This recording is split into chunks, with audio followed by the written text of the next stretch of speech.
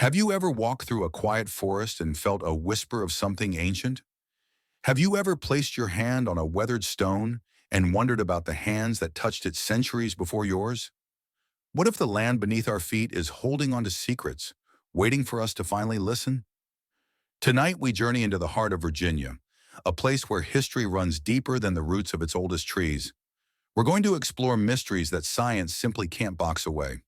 This isn't just about facts and dates, it's about feeling a connection to the past. We'll uncover the story of the Saponi Tribe, who many believe didn't vanish but chose to disappear into the sacred caves of the Blue Ridge Mountains to protect their way of life. We'll gaze up at the incredible natural chimneys, limestone towers that ancient people likely used as a giant calendar, perfectly aligned with the sun and stars. We'll stand with Thomas Jefferson himself as he puzzled over strange stone circles on his land, formations that predated his arrival and whose purpose remains a beautiful enigma. We'll also feel the chill of the Witch Graves of Pungo, where the land itself seems to remember a terrible injustice. And we'll try to decipher the silent messages left on stones and riverbeds, messages that might rewrite everything we know about who came to America first. This is a story of resilience, wonder, and the unbreakable human spirit. To get the full inspirational picture and understand how these puzzles fit together, you'll want to watch all the way to the end. If you're ready to explore the unknown with us, please make sure to like this video and subscribe to our channel for more journeys into the past. Let's begin.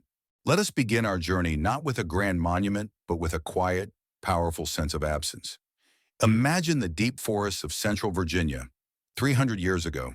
The Saponi people are a part of this land, their lives woven into the hills and rivers.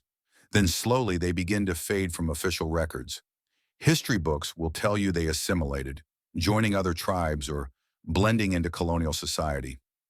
But if you listen to the older stories, a different tale emerges. It's a story not of disappearance, but of a deliberate, strategic retreat. Oral traditions whisper of a people who knew the limestone caves of the Blue Ridge Mountains like the back of their hand. These weren't just holes in the ground, they were sacred spaces seen as portals between worlds. When the pressure from newcomers became too great, the stories say the Saponi chose to slip into the earth itself. They vanished from sight to protect their culture, their families, and their way of life.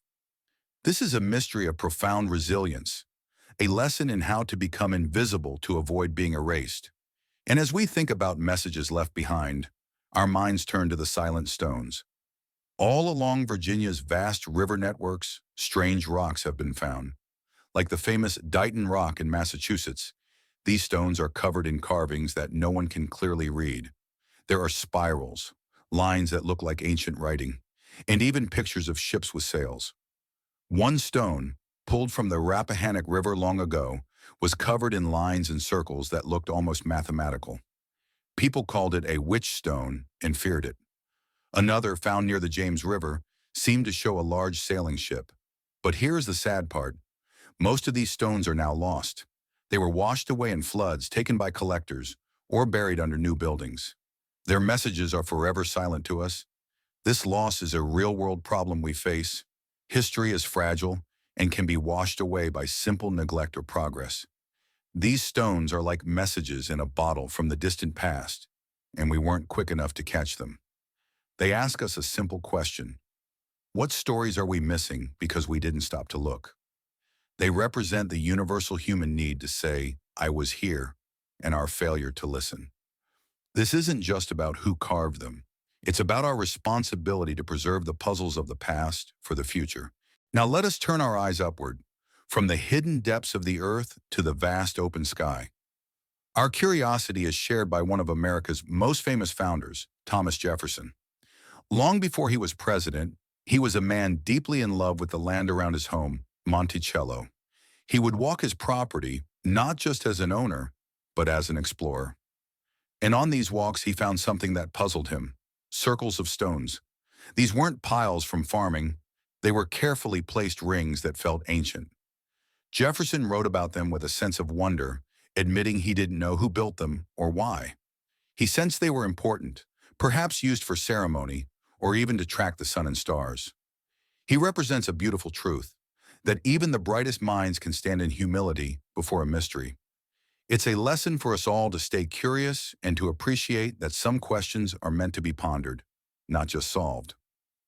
This connection between the land and the sky is written in stone on a grand scale at the Natural Chimneys of Augusta County.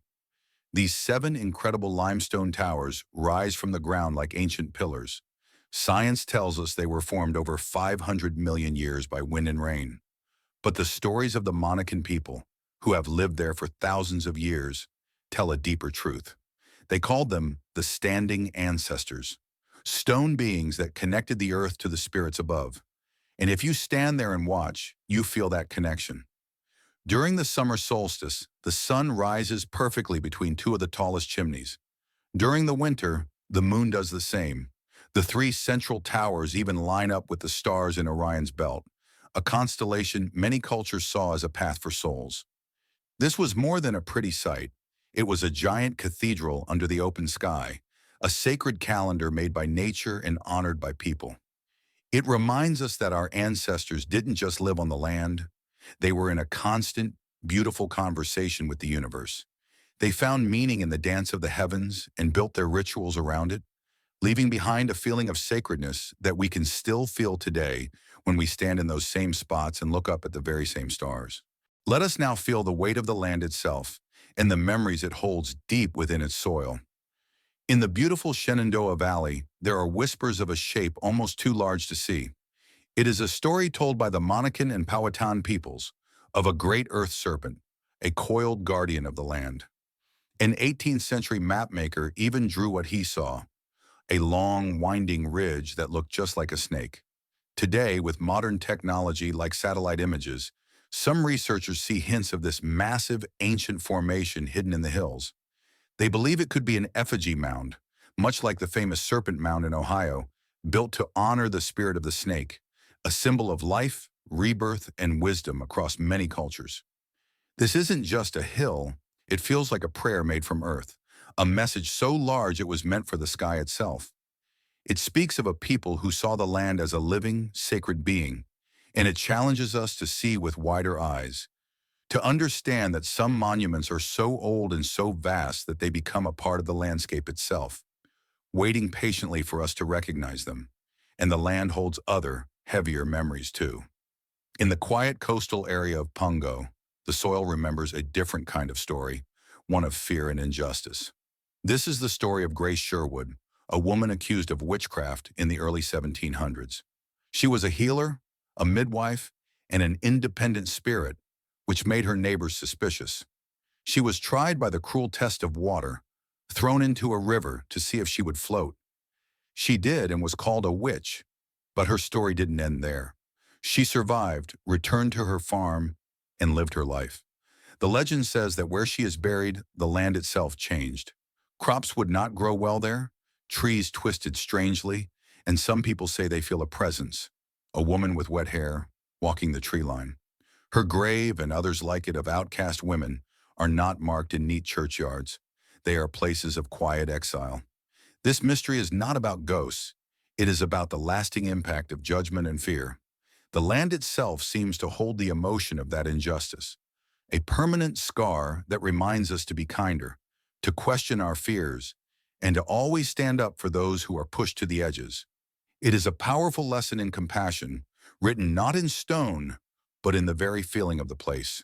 Our journey ends with the most famous American mystery, one that lives in the empty space of a single word: Croatoan. The lost colony of Roanoke was a group of over 100 men, women, and children who vanished from their island home around 1590. They left behind no signs of a struggle, just that one word carved on a post. For centuries, this story has haunted us.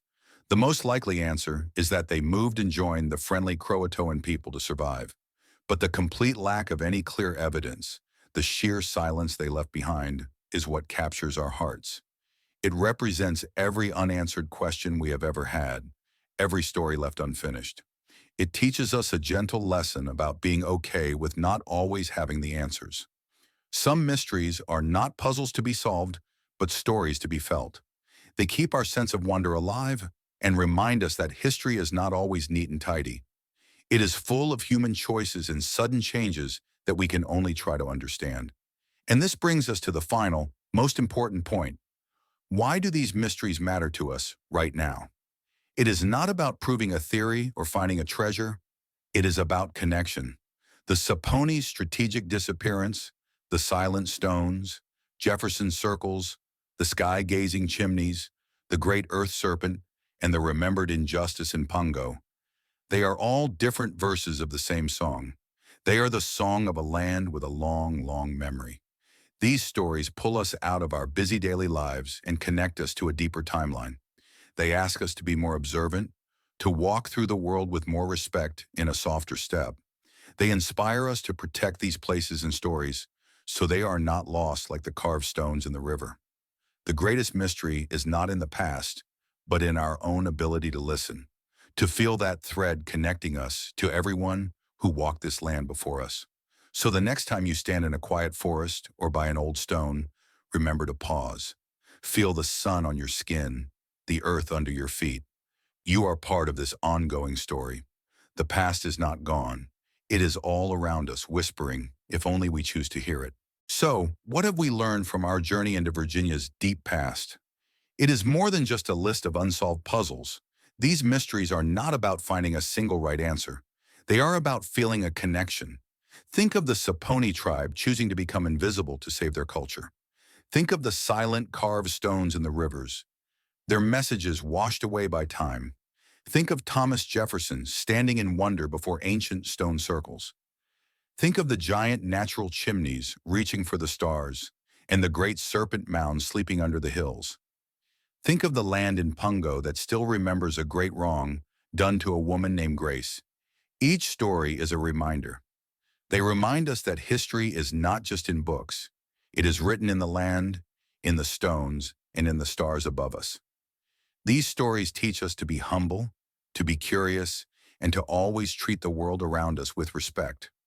They show us that the need to belong, to be remembered, and to understand our place in the universe is a feeling everyone has always shared, from the deepest past to our present day. You don't need to be an expert to feel this connection. You just need to take a moment to be still, to look around, and to listen. The past is not gone. It is all around us every day, sharing its quiet whispers with anyone willing to hear. Thank you for listening. Keep wondering.